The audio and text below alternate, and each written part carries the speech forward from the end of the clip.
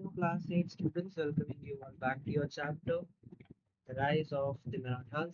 And आज ये episode number होने वाला है episode 6 if I'm not wrong. So इसमें हम करेंगे the mighty Maratha women and बाकी बचा हुआ चैप्टर. ऑलराइट, इसमें मे बी आज हम चैप्टर कंप्लीट भी कर दें and then we may start up with your question answer in the next video. तो ये आपका maybe episode second last भी हो सकता है. तो हमने पिछले एपिसोड्स में पिछले एक एपिसोड में एडमिनिस्ट्रेशन के बारे में पढ़ा था कि कैसे एडमिनिस्ट्रेशन था उनका, मिलिट्री का, सिविलियंस का कैसा सा बाकी सारे भी. एंड प्लस उन्होंने कैसे कल्चर को उन्होंने भी शिवाजी महाराज शिवाजी छत्रपति शिवाजी ने कैसे रिवाइव किया था. आज हम दो माइटी वुमेन्स के बारे में पढ़ेंगे, मराठी वुमेन्स के बारे में. One was Tarabai and second was Ahilyabai Holkar. So let us read Tarabai. Tarabai was a fearless Marathi warrior queen who ruled in the earlier 18th century after the death of her husband Raja Ram. यानी कि जो second सन थे महाराज शिवाजी महाराज के उनके जो second सन थे, जिन्होंने after Sambhaji की डेथ के बाद महाराज ये राज्य संभाला थे, छत्रपति बने थे. वो ताराबाई जो थी उनकी वाइफ थी. ठीक है. जो कि अर्ली 18th सेंचुरी में उन्होंने रूल किया. Realising that with the presence of Aurangzeb and the Mughal army in Deccan, North India was unprotected. She organized large Maratha armies and sent them to invade Mughal territories in the north. उन्होंने ध्यान दिया कि जो औरंगजेब का presence था वो Mughal army के साथ सीधा सीधा डेक्कन में था, और जो नॉर्थ इंडिया था, नॉर्दर्न इंडिया था, वो थोड़ा बहुत अनप्रोटेक्टेड था. तो इसलिए बहुत ही ज्यादा उन्होंने आर्मीज के साथ, मराठा आर्मीज के साथ आगे की, यानी कि नॉर्थर्न रीजन के मुगल टेरिटरीज को इन्वेड किया. In that sense, she was the architect of the northward Maratha expansion. मतलब कि वो काइंड ऑफ आर्किटेक्ट बनी जिन्होंने आगे जाके नॉर्थ ऑफ मराठास को सदर्न वर्ड मराठा एक्सपेंशन करवाया, नॉर्थ में एक्सपेंशन करवाया. Her sense of military strategy and her tenacity outsmarted the Mughal Empire and preserved Maratha independence during a critical period. मतलब उनकी ये समझदारी की वजह से, उनकी ये सेंस की वजह से, जो मिलिट्री स्ट्रैटेजी थी उसकी वजह से उन्होंने मुगल एम्पायर को हटा दिया, मतलब काइंड ऑफ आउटस्मार्ट कर दिए, उनसे भी आगे चली गई, तेजी दिखाई उनसे भी दिमाग में. प्लस उन्होंने जो मराठा इंडिपेंडेंस थी वो भी इस क्रिटिकल पीरियड ऑफ टाइम पे, क्योंकि उनके एक एक जैसे शंभाजी एंड क्या सॉरी राजा राम, उनकी डेथ के बाद भी she like holded Maratha expansion and Mughal के विरुद्ध मराठा इंडिपेंडेंस खड़ी रही with her. Alright, so she was one of the person जिसने मतलब कि नॉर्थ, वन ऑफ द क्या वन वाज शी ओनली जिसने नॉर्थवर्ड मराठा एक्सपेंशन करवाया. This was Tarabai in the battle. Alright. Ahilyabai Holkar was a scion of the Holkar dynasty, one of the chief family instrumental for the Maratha expansion in North India. तो north India में just एक chief family की instrumental थी which was Ahilyabai Holkar. ठीक है. सो स्काइन मतलब अगर आप पूछे कि स्काइन स्काइन मतलब एक यंग मेंबर थी, छोटी बच्ची थी, काइंड ऑफ बच्ची तो नहीं, but she was the young member of Holkar dynasty. बच्ची कहते मे बी, राइट. जो चीफ फैमिली थी, मतलब जो इम्पोर्टेंट काइंड ऑफ फैमिली थी, उसमें ये मराठा एक्सपेंशन जो नॉर्थ इंडिया में होता है उसमें जो फैमिली थी उसकी ये एक यंग जनरेशन थी, एक यंग बच्ची थी. ठीक है. During 18th century this dynasty ruled a kingdom of considerable extent in central India. मतलब कि उस टाइम पे जो मराठा एक्सपेंशन था वहां पर ये डायनेस्टी ने पूरा रूल किया था किंगडम को इन बहुत ही ज्यादा कंसिडरेबल एक्सटेंट, यानी कि बहुत ज्यादा दूर तक, बहुत ज्यादा लार्ज एरिया में, जो कि सेंट्रल इंडिया में आता है. Around present day Indore, Indore का जो रीजन था वहां पर इन्होंने राज किया था अपना. She was like not she but the इनकी डायनेस्टी थी वो. Even after losing her husband and sun she briefly govern the state for 30 years. मतलब इन्होंने जो राज किया था उसमें अपने पति को, अपने बच्चे को खोने के बावजूद, डेथ हो गई उनकी होगी, देन ऑल्सो उन्होंने अपने राज्य को, अपनी स्टेट को 30 साल 30 years तक गवर्न किया, administrating it wisely while caring for the common people. मतलब कि उन्होंने एडमिनिस्ट्रेशन अच्छे से निभाई, कॉमन पीपल जो आम लोग थे उनके बारे में बहुत अच्छे से सोचा. Ahilyabai was a devout person who built and restored hundreds of temples, ghats, wells, and roads throughout India, from Kedarnath and north to Rameswaram in south.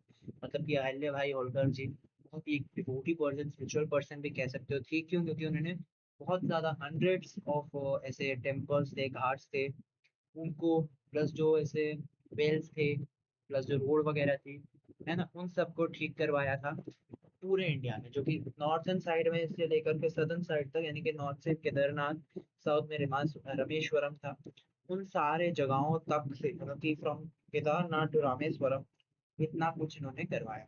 ये पोस्टेज स्टैम्प है अहिल्या भाई होलकर जी का. Most famously, she built the Kashi Vishwanath temple in Varanasi that had been destroyed by Aurangzeb, and the Somnath temple in Gujarat that had been destroyed by Muhammad of Ghazni. मतलब कि इन्होंने दो चीजें जो बहुत इंपॉर्टेंटली बनवाई थी, famously बनवाई थी, वो था एक काशी विश्वनाथ टेम्पल वाराणसी में, जो कि औरंगजेब के द्वारा तोड़वा दिया गया था, एंड सोमनाथ टेम्पल जो था, जो कि गुजरात में बना था, जो कि मोहम्मद ऑफ गजनी की वजह से तोड़वा दिया गया था, उन्होंने तोड़वाया था। Ahilya Holkar is also credited with promoting the Maheshwari weaving industry in Madhya Pradesh, revitalizing traditional handicraft that continues to thrive today. मतलब कि इनको इसलिए भी क्रेडिट दिया जाता है कि इन्होंने महेश्वरी वीविंग इंडस्ट्री जो कि मध्य प्रदेश में थी उस टाइम पे, उनको प्रमोट किया, और जो एक ट्रेडिशनल हैंडलूम यानी कि खुद से बनाई हुई चीज को इन्होंने अभी तक, आज तक इन्होंने स्ट्राइव किया, इसको आज तक इम्पोर्टेंस दी। राइट, आगे बढ़ते हैं। तो हमने ये वाला पोर्शन अपने पिछले ही क्लास में कर रखा है, if you have watched the episode, तो हम सीधा जाएंगे in focus Thanjavur. So let us turn southward to witness another example of cultural contribution. मतलब कि अब हम थोड़ा साउथ में जा रहे हैं, सदर्न रीजन में जा रहे हैं, सदर्न इंडिया में जा रहे हैं, जब हम एक और कल्चरल कंट्रीब्यूशन का एग्जांपल देखते हैं। Ekoji, the half brother of Chhatrapati Shivaji, conquered the Tanjavur region in present-day Tamil Nadu in the late 17th century, marking the beginning of a Maratha rule in area। मतलब कि जो half brother थे छत्रपति शिवाजी के, एको जी, उन्होंने Thanjavur reason को conquer किया, है ना, जो कि आज आपका तमिलनाडु के रीजन, तमिलनाडु में आता है, जो कि उन्होंने किया था लेट 17th सेंचुरी में, 17th सेंचुरी के लेट्स में, यानी कि आखिरी के में उन्होंने किया था, जो कि मराठा रूल का स्टार्टिंग माना गया था उस एरिया में। The the Thanjavur Maratha especially helped create a syncretic culture that was rich and full of innovation. There were great patrons of art and many of the rulers themselves were poets and dramatists। जबकि वो जो तंजावुर मराठास है वो बहुत ही ज्यादा अच्छे थे, उनका जो कल्चर था बहुत ही हरा भरा था, बहुत रिच था, प्लस वो इनोवेशन के बहुत भरे हुए थे, और वो पैट्रन्स यानी कि बहुत ही वो थे आर्ट के, आर्ट रिलेटेड स्टफ के, जैसे म्यूजिक हो गया, culture, dramatics, dance, poeting, poetry, art वगैरह, है ना, पेंटिंग्स वगैरह भी बहुत इन सब के वो थे, भरे हुए थे, लाइक दे लाइक दैट। और बहुत ज्यादा जो रूलर्स थे यहाँ पर खुद भी पोएट्स और ड्रामेटिक्स थे, यानी कि खुद भी वो कवि थे, एंड जो ड्रामा वगैरह थे उसमें थे। यहाँ पे आपका ट्रेडिशनल तंजावुर स्टाइल पेंटिंग है, जो कि आपके डेलिकेट गोल्ड फॉइल वर्क से बनी है, जो कि इसको लेंड कर दी है एक रिच रेडिएंट अपीयरेंस में। ठीक है, given a patronage of Marathas. Right, next यहाँ पे एक चीज है, that have you heard of the dance Bharatanatyam? Did you know that this dance form has a deep connection with Marathas? Can you find out what was the connection? तो हम देखते हैं कि भरतनाट्यम का मराठा से क्या कंट्रीब्यूशन कनेक्शन था। So yes, Bharatanatyam is one of the oldest classical dance forms of India. It has a significant connection with Maratha, particularly the Maratha rule of Tanjavur in Tamil Nadu. The Maratha king patronized art, music and literature and dance। ये जो मैंने अभी बताया कि जो भरतनाट्यम में पहली चीज वो तो क्लासिकल डांस है, क्लासिकल डांस फॉर्म है इंडिया का, जो कि बहुत पुराना है, वन ऑफ द पुराना चीजें हैं, प्लस उसका मराठा से कनेक्शन है, स्पेशली जो तंजावुर है, क्यों, क्योंकि वो पैटर्नाइज करते थे, मराठा किंग्स पैटर्नाइज करते, जो मैंने आपको बताया ना, जैसे म्यूजिक, डांस, आर्ट, लिटरेचर, इन सबको, है ना। तो the rulers of Tanjavur encouraged the development and preservation of Bharatanatyam. They supported dancers, musicians, and scholars and helped keep the tradition alive. मतलब कि वो सारे इन सारी चीज़ों को इनकरेज करते थे, सारे ड्रामेटिक्स चीज़ों को, इन सारी चीज़ों को, आर्ट्स को, कल्चर्स को इनकरेज करते थे, बढ़ाते थे, बढ़ावा देते थे, सारे ट्रेडिशन अलाइव रहे, जीवित रहे। और ये पैटर्नेज की एक kind of they played patronage played an important role in the growth and refinement of Bharatanatyam, contributing greatly to Indian cultural heritage। मतलब कि एक पैटर्नेज देता है, बहुत इंपॉर्टेंट रोल है ग्रोथ का, जो कि भरतनाट्यम में आता है, जो कि थ्रू मराठा दिया गया है, यानी कि उन्होंने भी बहुत डेवलपमेंट, बहुत हेल्प करी इसकी ग्रोथ के लिए, रिफाइनमेंट के लिए, रिफाइन करने के लिए और अच्छा करने के लिए भरतनाट्यम को, जो कि इंडियन कल्चरल हेरिटेज में बहुत ही ज्यादा इम्पोर्टेंट चीज है।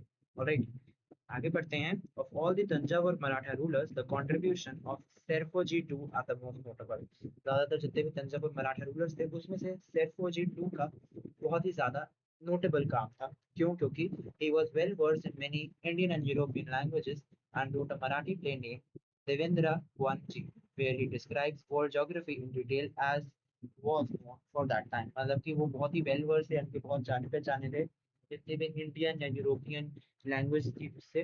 उन्होंने एक मराठी प्ले भी लिखा था जिसका नाम था देवेंद्र कुर्बान जी, है ना, जिसमें उन्होंने जो भी वर्ल्ड ज्योग्राफी उस वक्त थी, उस टाइम पे थी, उसको बहुत ही डिटेल से समझाया, बताया गया था। Therefore, patronized many talented musicians, and it was during his time that modern Carnatic music took shape, as did the early stages of the famous classical dance form of Bharatanatyam. Sherpa जी ने बहुत ही ज़्यादा patronise किया था बहुत ही ज़्यादा अच्छे अच्छे musicians को एंड उसी टाइम के दौरान में जो मॉडर्न कैरनेटिक म्यूजिक था वो भी धीरे धीरे शेप में आया प्लस वहाँ उस टाइम पे बहुत ही ज़्यादा अर्ली फेमस जो डांस फॉर्म है ना क्लासिकल डांस फॉर्म भरतनाट्यम उसके भी अर्ली स्टेजेस हमें देखने को मिले राइट तो यहाँ आपको वॉल पे Bharatanatyam sorry Maratha inscription sorry inscription दिखेगी मराठा इंस्क्रिप्शन दिखेगी ये वॉल पे ये आपका बृहदेश्वरा टेम्पल वॉल है जो कि भोसले फैमिली की हिस्ट्री को रिकॉर्डिंग करती है राइट next बात करते हैं Serfoji was quite interested in medicine and established the Dhanvantara Mahal, a center of medicine that offered free treatment of diseases using both Indian and Western medicine. मतलब कि वो इतना सारा कल्चर म्यूजिशियन म्यूजिक क्योंकि हमने देखा कि उन्होंने कर्नाटक म्यूजिक की भी स्टार्टिंग करी थी नीव actually like not him but उनकी उसमें प्लस ऑल्सो बाकी चीजें जैसे कि भरतनाट्यम की भी रिफाइनमेंट और स्टार्ट रिफाइनमेंट अर्ली स्टेजेस हमें इनके इसमें दिखे थे but not only with dance and music, he was also quite interested in medicine यानी कि मेडिसिन वगैरह में भी बहुत इंटरेस्टेड थे और उन्होंने धन्वंतरी महल भी स्टार्ट किया था जो कि सेंटर था मेडिसिन का जो कि आपको फ्री में like free of cost treatment करवाता था ट्रीट करता था डिजीजेस को इंडियन एंड वेस्टर्न मेडिसिन दोनों की हेल्प से and he also again started a printing press उन्होंने प्रिंटिंग प्रेस भी शुरू करी थी जो कि फर्स्ट सच एग्जाम्पल था इंडिया का जो कि नेटिव रूलर कर रहा Plus, he also got the history of the Bhosle family inscribed on the walls of Brihadeshwari temple, जो कि हमने अभी देखा, which is one of the largest single inscription in India, a record for posterity. मतलब कि ये जो चीजें हमें मैंने दिखाई आपको वो भी उन्होंने ही करवाई थी, right? The cultural environment of Tanjavur was multilingual with a mix of many influences. The local Tamil culture, the Telugu culture of the former ruler, and the current ruler Marathi culture interacted with each other freely. जो cultural environment है तंजावुर का बहुत ही multilingual था बहुत अलग अलग भाषाएं थी बहुत ही अलग इन्फ्लुएंस था क्योंकि जो लोकल तमिल कल्चर था वो भी था तेलुगु कल्चर भी था क्योंकि कुछ कुछ रूरल तेलुगु भी थे और जो करंट कल्चर था करंट रूलर्स जो थे मराठा कल्चर थे तो इसलिए वो भी था तो इसलिए बहुत सारा कुछ फ्री फ्री बना था right? The Maratha legacy. The Maratha rule challenged Mughal dominance and established the largest Indian empire before the British took over the subcontinent, controlling much of central and northern India. They set up a new way of governing with an efficient administration and also revived the local Hindu tradition without religious discrimination. Their brave fight against oppressive rule and foreign power was driven by the fiery idol of Swarajya. Later, it inspired many Indians to believe they could govern themselves, planting the early seeds for Indian freedom movement.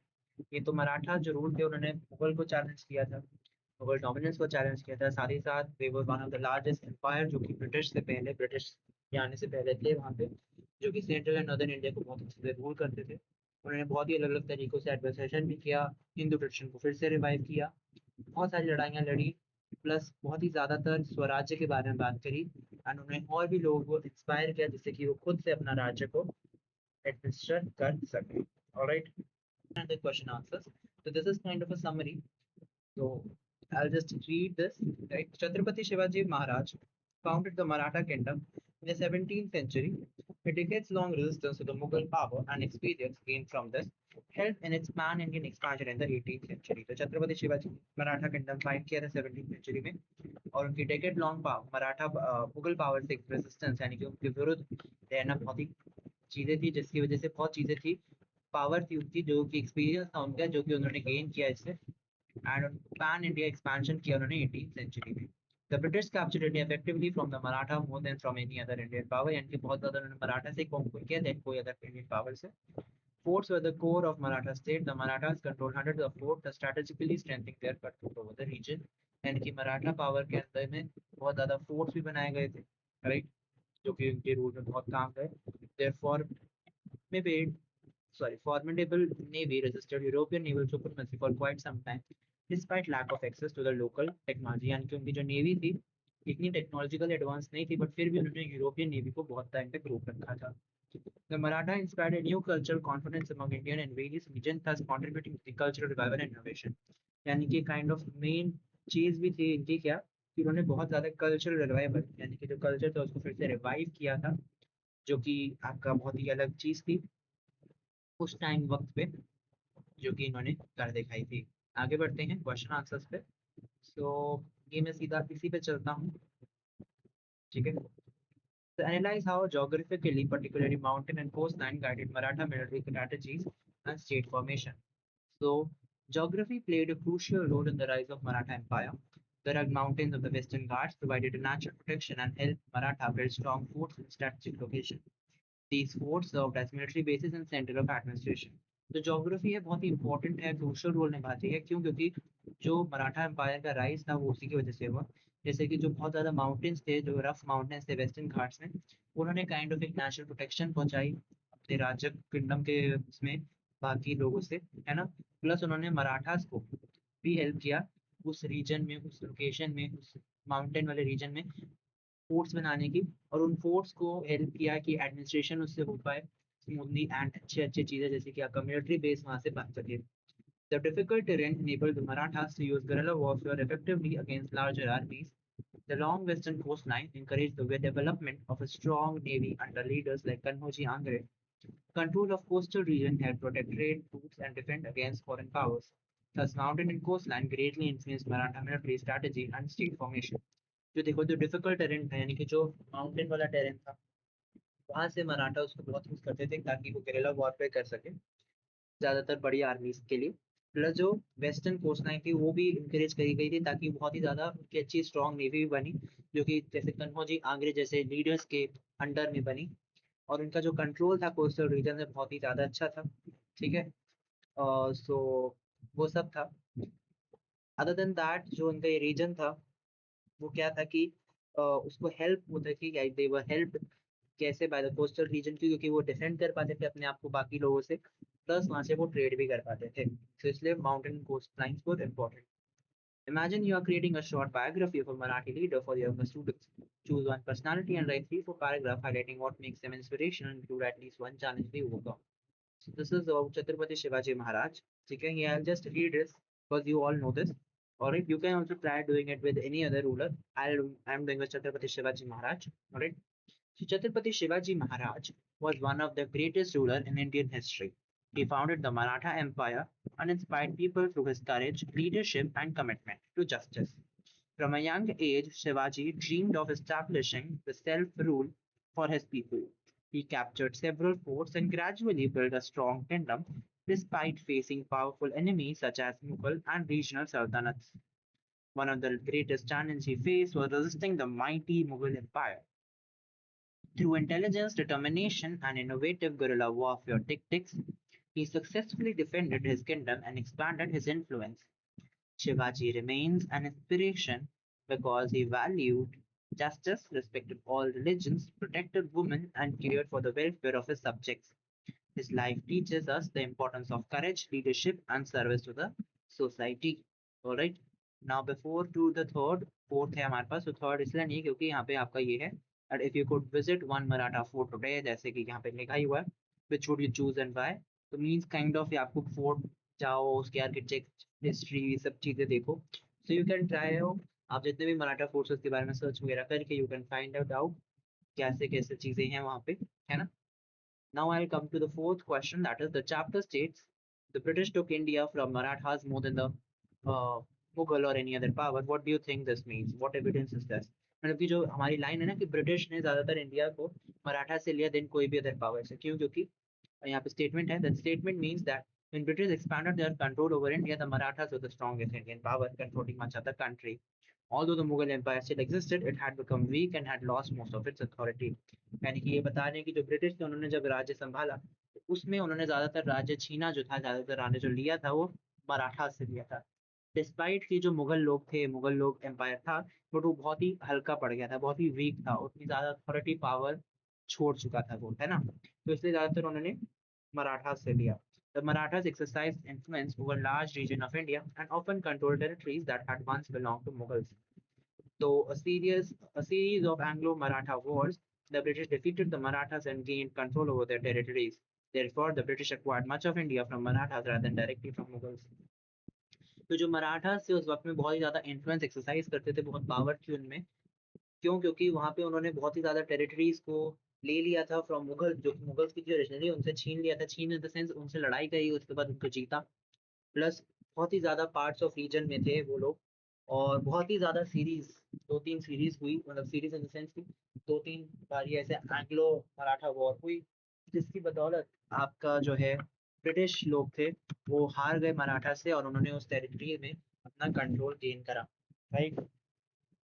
ये हमें जो Anglo Indian war, Anglo Maratha war जो है उसमें देखने को मिला था। राइट। इसी की बदौलत जो ब्रिटिश थे उन्होंने इंडिया को ज्यादातर मराठा से लिया था, देन कोई भी अदर बंदों से या मुगल से कोई भी अंदर पावर से लेने से बचाया। Compare how Chhatrapati Shivaji and later Marathas treated religious places and people of different faiths.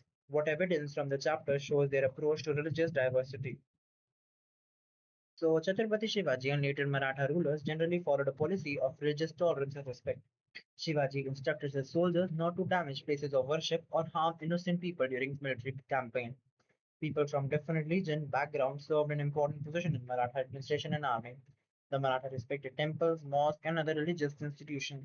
Their policies reflected the belief that all communities should be treated fairly. Thus, this approach helped maintain harmony in diverse society. तो मतलब कि जो छत्रपति शिवाजी थे, जो Maratha rulers थे, वो एक ऐसी पॉलिसी करते थे कि रिलीजियस टॉलरेंस, यानी कि they will tolerate any religion and respect that. Plus वो इंस्ट्रक्ट करते थे, शिवाजी इंस्ट्रक्ट करते थे अपने सोल्जर को, कोई भी धर्म की प्लेस में, कोई वर्शिप की प्लेस में या कोई भी इनोसेंट को कोई भी नुकसान मिलिट्री के दौरान नहीं, मिलिट्री से पहुंचाना नहीं चाहिए कोई भी नुकसान, एज इन कोई वर्शिप की चीज को, वर्शिप की जगह को, और एल्स कोई भी इनोसेंट बंदे को, है ना, मासूम बंदे को कोई भी नुकसान नहीं पहुंचना चाहिए। जितने भी अलग अलग रिलीजन के लोग थे, बैकग्राउंड के लोग थे, वो भी मराठा उसमें इंपॉर्टेंट पोजिशन में थे उनके कोर्ट में। प्लस जो मराठास थे वो हर एक टेम्पल का, हर एक मंदिर का, हर एक मस्जिद का, कोई भी जो भी रिलीजियस इंस्टीट्यूशन था उसका बहुत रिस्पेक्ट करते थे। और उनकी पॉलिसी ये बिलीव करती थी कि जितने भी रिलीजन है वो सारे इक्वल हैं, उनको फेयरली ट्रीट किया जाए, सबके साथ ऐसे ट्रीट किया जाए कि जितना फेयर हो फेयर उतना। और उनकी जो अप्रोच थी वो बहुत ही हार्मनी मेंटेन करके रखने वाली थी। The chapter describes how forts were the core of the state for Marathas. Why were they so important? How did they help the Marathas survive against larger enemies? So forts की बात कर रहे हैं, है ना? So let us read about that. Forts were extremely important to the Marathas because they served as military strongholds, administrative centers, and safe shelters during the times of war. Many forts were built on hills and difficult terrain, making them hard for enemies to capture. तो बहुत सारे forts बने थे जो कि important थे मराठास के लिए, क्योंकि उनको जो फोर्ट्स थे वो मिलिट्री के लिए स्ट्रॉन्ग फोर्ट्स थे। क्यों? क्योंकि वहाँ पे मिलिट्री रह पाती थी, वहां से आप एडमिनिस्ट्रेशन कर पाते थे, एंड लड़ाई के वक्त, वॉर के वक्त वो काइंड ऑफ सेफ शेल्टर थे जहाँ पे आप आराम कर सकते थे, like they were safe. Right. और बहुत ज्यादातर जो फोर्ट्स थे वो हिल्स में, यानी कि पहाड़ों में बने थे, और ऐसे ऐसे टेरेन में बने थे जहाँ पे लड़ना या एनिमी के लिए कैप्चर करना मुश्किल था। Right? These forces allowed the Marathas to store food, weapon, and supplies. They also enabled quick communication and provided secure location from which military operation could be conducted. A network of forts helped the Maratha resist larger and better equipped armies for many years. मतलब कि जो ये force थे, इसने मराठास को allow किया कि वो अपना फूड, अपना खाना, अपने वेपन्स और ऐसे सप्लाईज को रख पाए, और ये भी किया कि अपने जल्दी से जल्दी कम्युनिकेशन भी कर पा सकें, और ऐसी ऐसी सिक्योर लोकेशन भी देख सके जहाँ पे मिलिट्री ऑपरेशन यानी कि मिलिट्री के काम हो पाते हैं, है ना। ऐसी मतलब कि कोई आए ना, कोई चीजें ना हो ऐसी, तो ऐसे सिक्योर लोकेशन भी मिल जाती थी। प्लस जो ऐसे नेटवर्क्स यानी कि बहुत सारे जो फोर्स थे उनका जो नेटवर्क था उसको हेल्प किया, मतलब उससे मराठास को हेल्प हुई, जिससे कि वो बड़े से बड़ा अपना राज्य कर पाए और आर्मी को भी और आगे आगे ले पाए। Right. Now, eighth question is there, but there is no seventh question. So, because of why it is so, because seventh is this. देखो, you have been appointed as chief designer for Maratha coin, design a coin that represent Maratha achievement. तो अगर आपको करना है तो you can do it. Otherwise मैंने coins का चीजें बता रखी हैं आपको अपने इस चैप्टर में, so you can do that as well. देख सकते हो उसको, है ना? So you can do as you wish. After this introduction to the Maratha period, what do you think was their most important contribution to Indian history? Write a paragraph supporting your opinion with examples from the chapter. So let us do this. I'll admire the next meme. All right. In my opinion, the most important contribution of Marathas was the establishment of strong Indian power that challenged foreign dominance and promoted self-rule. Under Chhatrapati Shivaji Maharaj and his successor, the Marathas created a vast empire through courage, efficient administration, and military skill. They protected their people, respected different religions, and developed a strong force and a capable navy, and became the dominant power of India during the 18th century. Their achievement inspired later generation and left a lasting impact on Indian history. क्योंकि इस जो genre मेरी जो मान्यता ये है कि जो इतना इम्पोर्टेंट कंट्रीब्यूशन था मराठा का, उसने इंडियन पावर की एस्टैब्लिशमेंट करी, फॉरेन डोमिनेंस यानी कि बाहर से आए हुए लोगों की डोमिनेंस को उसको चैलेंज किया, साथ ही साथ अपना रूल यानी कि सेल्फ रूल को भी बढ़ावा दिया, है ना। जो छत्रपति शिवाजी वो और उनके जितने भी आगे आने वाले राजा थे, उन्होंने अपना एम्पायर को धीरे धीरे करके और बड़ा किया, करेज के थ्रू, एडमिनिस्ट्रेशन और मिलिट्री स्किल्स के थ्रू, टैक्टिक्स और स्ट्रैटेजीज के थ्रू उन्होंने किया। उन्होंने लोगों को बचाए रखा, प्रोटेक्ट किया, अलग अलग धर्मों के लोगों को रिस्पेक्ट दी, प्लस उन्होंने बहुत ही स्ट्रांग और अलग अलग जगहों पे फोर्ट्स बनाए और अच्छी नेवी बनाई, और अपनी डोमिनेंस इंडिया में अपनी पावर एक्सपीरियंस के बलबूते में दिखाई 18 सेंचुरी में। और इसी अचीवमेंट की वजह से जो आगे आने वाली जनरेशन थी, जो उसके बाद वाली जनरेशन थी, जो मराठास के बाद वाले भी, उस पे इन्होंने बहुत ही इंस्पिरेशन दिया, and it also left and lasting impact on the Indian history. Alright class, तो ये सब था आपका इस चैप्टर में। और ये chapter the rise of the Marathas होता है आज खत्म, और सेम एपिसोड में ही हो गया, एपिसोड नंबर 6 पे ही। So it is quite good, है ना। स्टार्टिंग एपिसोड में मैंने इतनी जल्दी नहीं दिखाई थी, बट आई थिंक सो मुझे दिखा देनी चाहिए थी, है ना, क्योंकि आपके पास हाफ एन आवर एटलीस्ट आप मुझे दे ही सकते हैं। Obviously not an exact half an hour, but थोड़ी बहुत कमी होती है video. So that is it for your The Rise of Marathas. Episode 1 to episode 6 आपका रह चुका है ये एपिसोड का सिलसिला। So if you have left any, so do watch it out. अगले हफ्ते या मे बी इसके बाद वाले जैसे भी डेज होंगे, मुझे नहीं पता है कब कैसे होगा एयर, बट जैसे भी होगा, I get to know maybe अगले ही दिन इससे, या मे बी नेक्स्ट वीक में आपका अगला चैप्टर हम शुरू कर देंगे क्लासेस। सो बने रहिएगा मेरे साथ, आगे हम पढ़ते चलेंगे और आगे हम करते चलेंगे चैप्टर एक एक करके। So this was the end for your chapter 3, and will meet you soon, very soon, with your next chapter. तब तक के लिए जितने भी एपिसोड हैं, जिससे भी इतने पिछले एपिसोड है, वो देखते रहिएगा अगर छोड़ दिए हैं तो, and do not forget to watch this all. Alright, and will meet you all with the very next episode of the very next chapter in very next few days. तब तक के लिए bye bye, and yeah thank you all.